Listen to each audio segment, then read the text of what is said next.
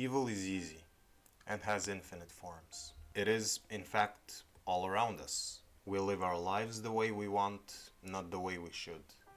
It seeps deeply and runs to the core. So it has been, so it'll always be. And we are too preoccupied in our day-to-day lives to take note of it. And even if we are pure of heart, evil is so much around us that a regular person can't help but not to be evil. We do not, of course, do this out in the open. Only the honest ones do, the only ones who should be given a second chance. So we do it over different media, as has been customary throughout history. Two people talking in private, secretive organizations, Morse code, encrypted letters and telegrams at the post office. But nowadays, there is one medium to eclipse and rule them all: the wide world of web. Most of the people go online by opening their browser of choice and searching for whatever they want. Most of the times, everything within our wants is publicly accessible. Everything is indexed and laid out for us in simple to digest list of links. A bright hallway of doors, if you will. We just have to turn the knob and we're in. We too, however, wear our real face here. There are no hoodies or masks for the most part, and people take notice. Everything about us is known. Our name, addresses, desires, interests, and motivations. We are, after all, on the clear net. But, just like in the real world, there are shady parts of everything, to say the least. Cities, streets, buildings, what have you. Deep web, by extension, is just that, an extension. It encompasses information that exists on the internet, but isn't shown through a simple search or lookup. In order to find these things, you must look more thoroughly. They can still be accessed by conventional means, of course, such as a Google hack, and, given the correct API endpoint and access tokens, a regular fetch-get request as well. More morally speaking, the content is locked behind a security guard, and you will have to show some proof to be allowed into the room. But once you're in, you're in. No more catches and tricks. There have, however, always been even more secluded and sequestered places as well. And access to this inner sanctum has always been extremely difficult. They employ background checks and security, as well as having everything monitored at every single point in time.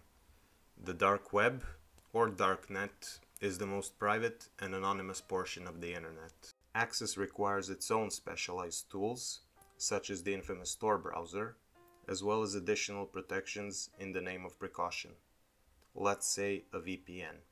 Walking through a dimly lit alleyway to only find yourself in a place much more devoid of light than the route that took you to get there. You too are completely covered from head to toe, not even an inch of your skin showing. When asked for the password, you provide it. And when asked for a name, you do the same. However, you are not who you purport to be. And everyone knows it, because they all do the same thing.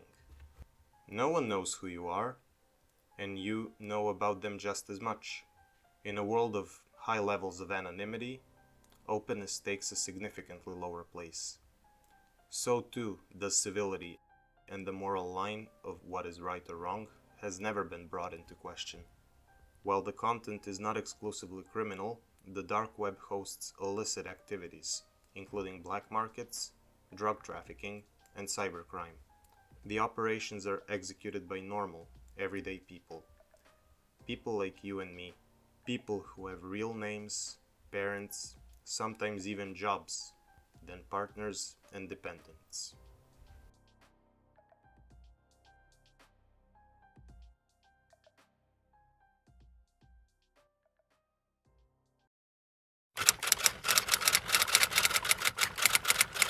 Such is the case in this example, where a family of 3 pleaded guilty to manufacture and distribution of fentanyl-laced pills through the dark web. Haja Franklin, aged 55, Tanzaluddin Bangura, aged 52, and their child, Nabiunisa Bangora, aged 34, who manufactured counterfeit Codone and Xanax in a lab in their residence in Pennsylvania. They distributed the drugs over Darknet under the moniker of Monfam. The investigation on them had been ongoing since the fall of 2021 and has only ever concluded this year. They listed their product on multiple different drug sites and also used the app called Wicker, the safest app ever, to make direct deals. They were caught by agents filing a couple of purchases pretending to be interested customers. Information acquired from the exchange revealed that the account was being accessed from an IP address assigned to the father. On August 24th, Bangura exited the residence, carrying a backpack, and the investigators followed him to a USPS collection box, where he dropped off a package. The investigators retrieved the package, acquired a search warrant, and found that it contained around 27 counterfeit oxycodone pills. From then on, it was easy sailing for the agents, executing the warrant a week later and finding a fully equipped production lab in the laundry room. Their commercial-grade pill press, a vacuum sealer, a commercial-grade power blender, and personal protective equipment, PPE, had all been seized, along with an undisclosed number of pills, electronic devices, and ledgers. Sales records recovered from the seized ledgers revealed that the trio had sold approximately 3,000 counterfeit oxycodone pills and around 57,000 counterfeit Xanax pills. A few weeks ago, on March 5th, 2024, each of the defendants pleaded guilty to conspiracy to distribute 40 grams or more of fentanyl, netting them each at least 5 to 10 years' time at the local penitentiary.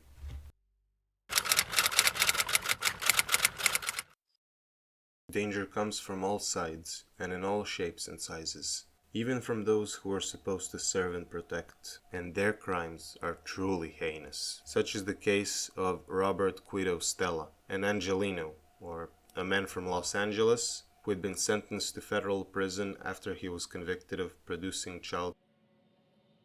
He is also a former Navy SEAL. Aside from production, he also accessed such material over Darknet as well. Robert's conviction resulted from investigations launched by the Homeland Security Investigations back in 2021. The HSI received information from the Federal Criminal Police Office of Germany, which had been investigating the website which Robert frequented. Investigations by the HSI revealed that a Coinbase account had been used to pay for access to 365CP on July 13th, 2020. The account had sent about $18.58 in Bitcoin to an address associated with the chat. Information acquired from Coinbase revealed that the account had made the payment belong to Stella. The investigators executed a search warrant at Stella's residence on July 15th, 2021, which resulted in the discovery of numerous pieces of covert surveillance equipment, among which was a secret camera in the bedroom of his own daughter, hidden inside of a smoke detector. His computer and 2 external hard drives carried roughly 17 videos and a couple hundred screenshots. He also made use of multi-level folder structures with boring-looking titles, such as coursework. He admitted accessing the website during questioning. In court, he pleaded guilty to access with intent to view child pornography and 2 counts of possession of child pornography. However, the jury had other plans and found him guilty of 3 counts of production following a 4-day trial in May of 2023, probably on account of the camera in his daughter's bedroom. He was sent to 20 years in prison about 2 months ago, on February 8, 2024.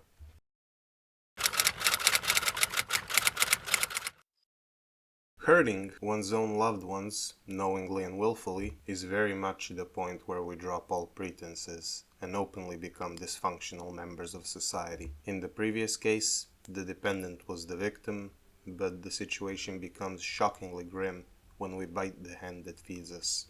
Such is the case with an unnamed Australian woman who tried to hire a hitman to execute her parents. The 29-year-old woman from Canberra, the capital city of Australia, had agreed to pay $20,000 to a fraudulent murder-for-hire site on the dark web in September 2020 for the murder of her millionaire parents which was supposed to be a part of a conniving inheritance scheme. On top of that, she had already made a down payment of $6,000. In 2020, ACT policing received a tip from an international journalist researching dark web murder for hire sites. The journalist in question had learned of the murder plot by scraping data from the murder for hire site, which was revealed during the woman's trial. The police said they linked the woman to the plot after establishing that the Bitcoin used to make the down payment had originated from an account under her name. Upon further investigation, it was revealed that the funds the woman used to make the down payment were but a small part of a $35,000 sum she had previously stolen from her parents.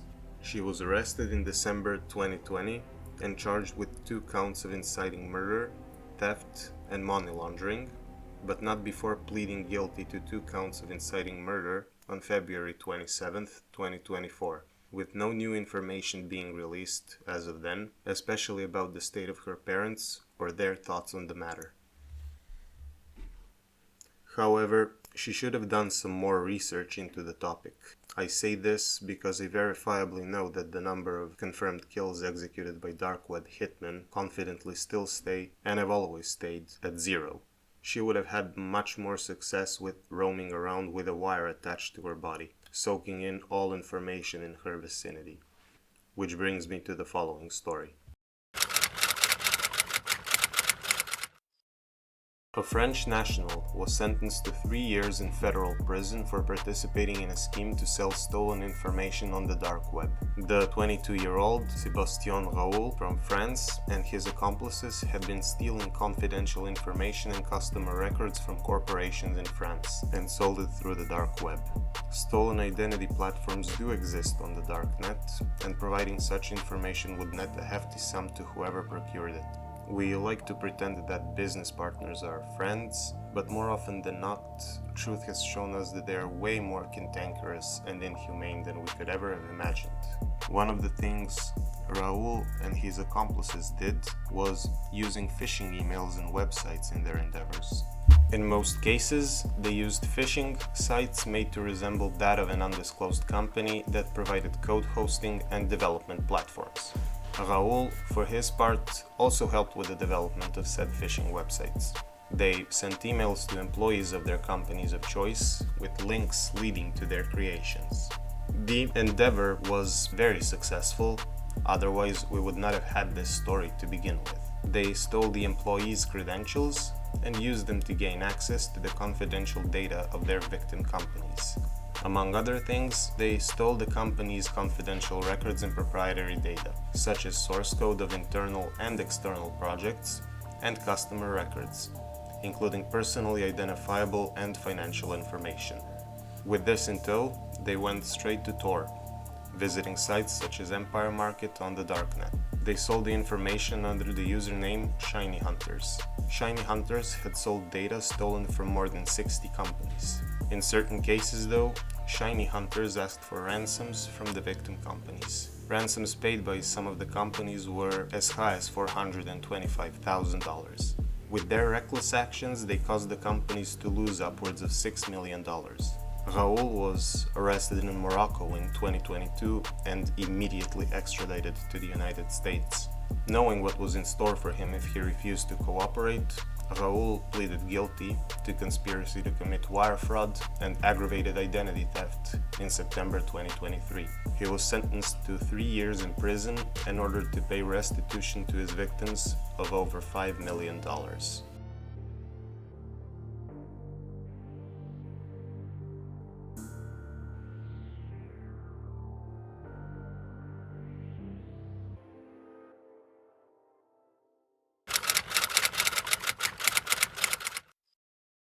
Aside from the predicaments we've been over in details, those being drug dealing, assassins and data theft, there are also more immediate and violent solutions to be found underground. Well, if you're lucky at least. Not unlike the subject of the following story, a Canadian man who was sentenced to prison for purchasing a Glock 19 from an undercover federal agent on the dark web. Leonidas George Capsalis, aged 31 of Nova Scotia, Canada, pleaded guilty to a litany of charges connected to his attempted firearm purchase.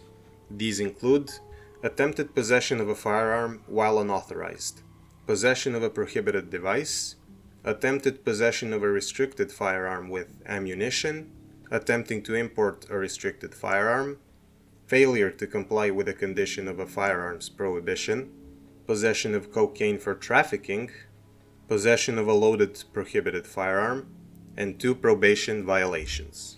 The investigation was kicked off in the United States in December of 2020, when a law enforcement officer with Homeland Security Investigations, HSI, saw a user on an undisclosed dark website looking to purchase a firearm. A Fed was chosen to pose as a weapons dealer and contacted the user. The user, who went by the username Kilo902, told the Fed that he lived in Halifax and wanted to purchase and import a pistol. The user later agreed to pay $2,150 for a Glock 19, some magazines, and 50 rounds of ammunition. He then sent the payment in Bitcoin to the undercover agent on December 24, 2020. The Royal Canadian Mounted Police, RCMP, was swiftly contacted and made arrangements for controlled delivery of the pistol to the buyer. The Canadians conducted an investigation of their own that linked Capsalis to the Kilo902 username on the darknet. On January 27, 2021, an undercover RCMP officer delivered a Glock 19, 2 15-round magazines, and the ammunition to Capsalis at a predetermined location. Once in possession of all of those items, the officers swiftly arrested Capsalis. He pleaded guilty to charges that stemmed from the attempted and illegal purchase of a firearm, and the raid was executed on his compound shortly thereafter. The kick here is that his house was searched for reasons completely unrelated to the firearms charge. During the search, officers found a loaded shotgun, digital scales, shotgun shells, rifle rounds, 2 phones, over 48 grams of cocaine, and 2 bags with a total of 766 grams of an unknown white powder. Capsalis was sentenced to 5 years in prison. He is also to provide authorities with a DNA sample and remain under firearms prohibition for the rest of his life.